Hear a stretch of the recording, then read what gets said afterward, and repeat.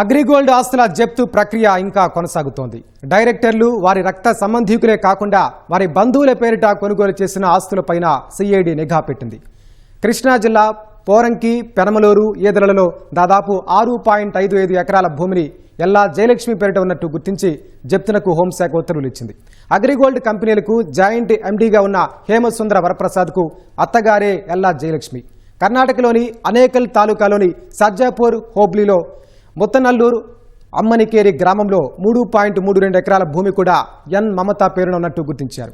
అది డిపాజిట్ల సొమ్ముతోనే కొనుగోలు చేసినట్టు ధృవీకరించారు. తాజా పరిణామాలు, ఇప్పటి వరకు అగ్రిగోల్డ్పై మంత్రివర్గ ఉపసంఘం తీసుకున్న నిర్ణయాలపై మా ప్రతినిధి కూర్మరాజు గ్రౌండ్ రిపోర్ట్.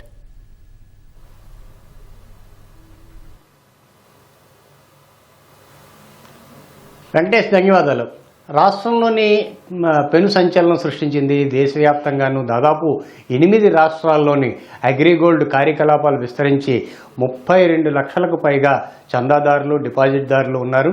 వారికి ఈ అగ్రిగోల్డ్ దాదాపు 6,800 కోట్ల రూపాయలు విలువైన బకాయిలు ఇవన్నీ ఉన్నట్టుగానేమో తాజాగా ఇప్పటి వరకు తేల్చింది. అయితే ఈ క్రమంలోని అంటే వీళ్ళ ఆస్తులను జప్తు చేసే ప్రక్రియ అయితే ఇంకా కొనసాగుతుంది. ఎందుకంటే ఇప్పటి వరకు కేవలం కంపెనీ పేరు మీద ఉన్న ఆస్తులు, అలాగే కంపెనీ డైరెక్టర్ల పేరు మీద ఉన్న ఆస్తులు, అలాగే వారి రక్త సంబంధికుల పేరు మీద ఉన్న ఆస్తులు పెట్టారు.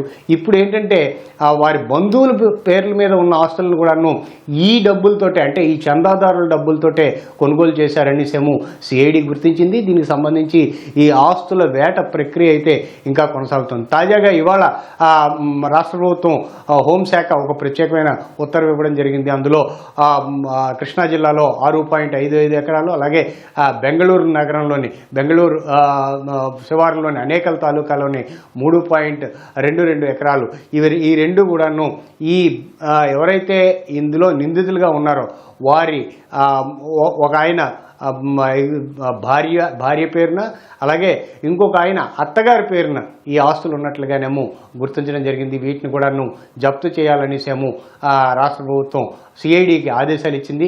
మొత్తం ఇక్కడ రాష్ట్రంలోని మంత్రివర్గ ఉపసంఘం తాజాగా ఏర్పాటైంది. దీనికి సంబంధించి హోంశాఖ, అలాగే పౌర సరఫరాల శాఖ, వైద్యారోగ్యం, రెవెన్యూ, ఆర్థిక శాఖ మంత్రులు ఇందులోని సభ్యులుగా ఉన్నారు. ఇటీవలే ఈ మంత్రివర్గ ఉపసంఘం కూడాను సమావేశమై సాధ్యమైనంత తొందరగా ఈ ఆస్తుల వేలం ప్రక్రియ, అంటే జప్తు చేసిన ఆస్తుల వేలం ప్రక్రియ చేసి డిపాజిట్దారులకు న్యాయం చేయాలి. అలాగే 8 రాష్ట్రాల్లో ఉన్నవాడికి ఎంతమంది అయితే చందాదారులు ఉన్నారో ఆ దామాషా ప్రకారం వారికి ఏవైతే వారు డిపాజిట్ చేసిన మొత్తానికి ఎంత దామాషాగా ఇవ్వాలి అన్న అంశాలన్నింటినీ కూడాను ప్రాథమికంగా చర్చించారు. ఇది 6 నెలల్లోగా ఈ ప్రక్రియ, అంటే ఈ మంత్రివర్గ ఉపసంఘం ఇచ్చిన సిఫార్సుల మేరకు ఈ ఆస్తుల వేలం ప్రక్రియ కానీ, అలాగే డిపాజిట్దారులకు చెల్లింపు ప్రక్రియ కానీ ఇవన్నిటిని వేగవంతం చేయాలని రాష్ట్ర ప్రభుత్వం భావిస్తుంది. అందుకు అనుగుణంగానే చర్యలు తీసుకుంటుంది. అయితే ఈ క్రమంలోనే ఇంకా ఎక్కడున్నాయి, ఇంకా ఏ రకమైన ఆస్తులు, అంటే బినామీ పేర్ల మీద పెట్టిన ఆస్తులు ఎక్కువగా ఉన్నట్లుగా గుర్తిస్తున్నారు.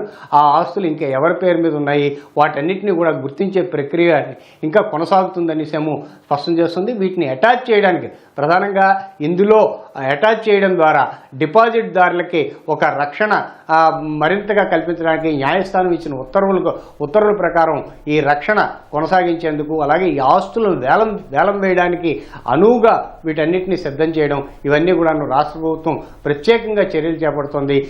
ఇవి డిపాజిట్దారులకి ఇప్పటికే, అంటే 10,000 రూపాయల వరకు ఉన్న ఒక డిపాజిట్ని వారికి కోర్టు అనుమతి ప్రకారం చెల్లించడం జరిగింది. దాదాపు 882 కోట్ల రూపాయలని ఇప్పటికే చెల్లించారు. ఆ మొత్తాన్ని కూడాను ఈ ఆస్తుల వేలం ప్రక్రియ ద్వారానే ఆ మొత్తాన్ని కూడా తిరిగి రాబట్టుకోవాలనేసేమో మంత్రివర్గ ఉపసంఘం ప్రాథమికంగానేమో ఈ మొత్తం ఈ స్ట్రక్చర్ని అంతా డిజైన్ చేయడం జరుగుతుంది. ఈ ఆస్తుల ప్రక్రియ ఎలా చేయాలి, చిన్న చిన్న లాట్లుగా ఈ ఉన్న ఆస్తుల్ని ఏ రకంగానేమో అమ్మితే ఎక్కువ మొత్తం వచ్చి డిపాజిట్దారులకు మేలు జరుగుతుంది. ఈ అన్ని అంశాలు రాష్ట్ర మంత్రివర్గ ఉపసంఘం పరిశీలనలో ఉన్నాయి. ఇవి ఒకసారి విధి విధానాలు ఖరారు చేసిన తర్వాత దీనికి సంబంధించి ప్రక్రియ వేగవంతం అవుతుందని డిపాజిట్దారులు చాలా ఆశాభావంగా ఉన్నారు. కెమెరా నాగేంద్రతో Kurmaraju, ETV news, over to studio.